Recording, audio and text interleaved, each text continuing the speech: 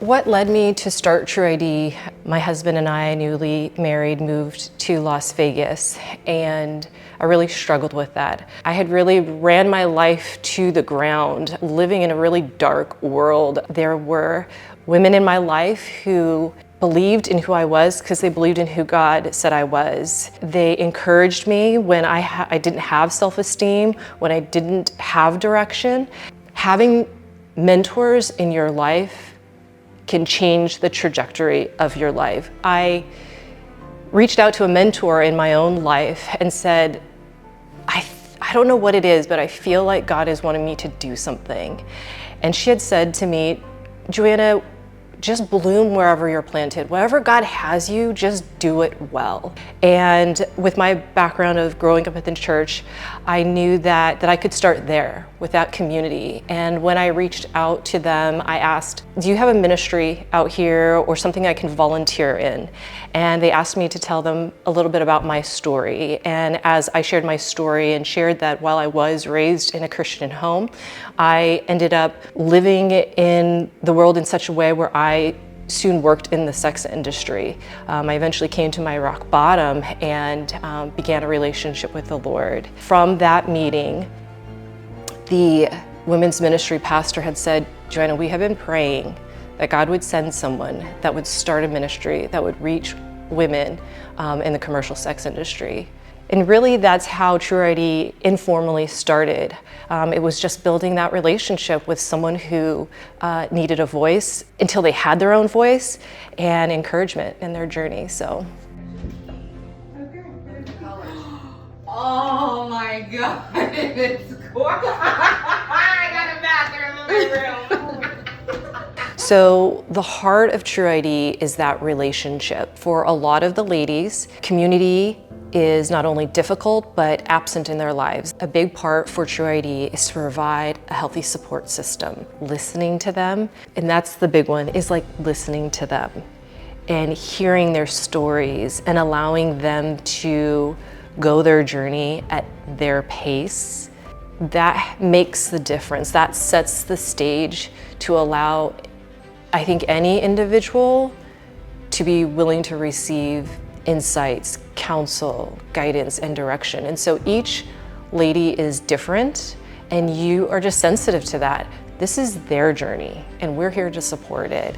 Oh my gosh, what? Oh my gosh, what is happening? Towels or what? I have my towels and stuff. I don't even have this much stuff. But you will. You just got rid of it all. I know. The reality is for many of the survivors, when they complete a restoration program or a safe house program, they leave with really their backpack or whatever they can carry in their hands.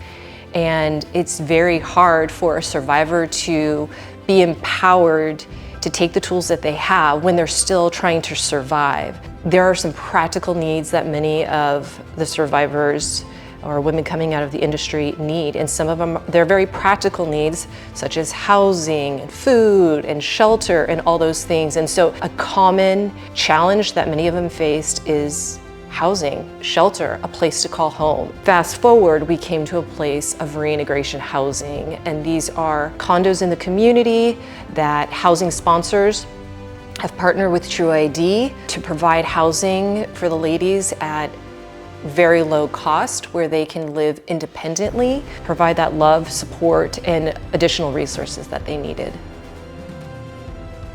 Awareness is so important to us, allowing others to know about this real challenge that they face and that there is a real cycle of being re-trafficked and re-victimized. There is a saying amongst providers is that it takes 7 attempts for a survivor to completely leave the industry. And that's because they are either re-victimized or re-trafficked. And a big part of that is because they don't have the resources to now do it on their own. Soon they are vulnerable again, taken advantage again, and sometimes re-trafficked, re-victimized, or they lose their lives. Many of them go back to what they know and what they have outside of a program.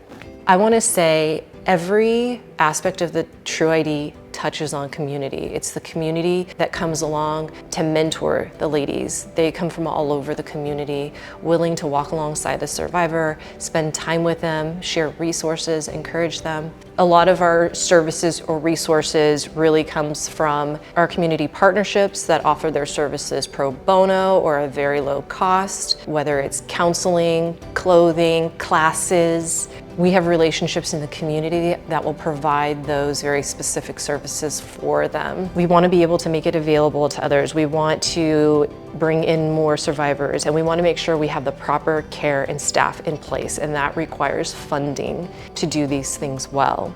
Any financial gift is meaningful and is impactful, and it goes a long way in the lives of the survivors that we are working with. Another way is if businesses in the community or not in the community hear about us and they want to offer their services to True ID, they can contact us, and we would love to be able to work with them to see how we can best support what they're doing and how what they want offers to support our survivors. Another way is volunteering directly with True ID.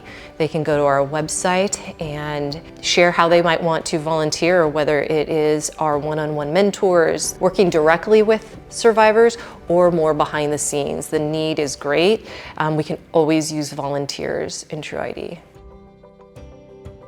I believe that all of the ladies that we have worked with are success stories because they are pushing forward. The journey isn't perfect, but it's about getting up and pushing forward and moving forward with grace and dignity, and that's what these ladies are doing. And so for us, that is success.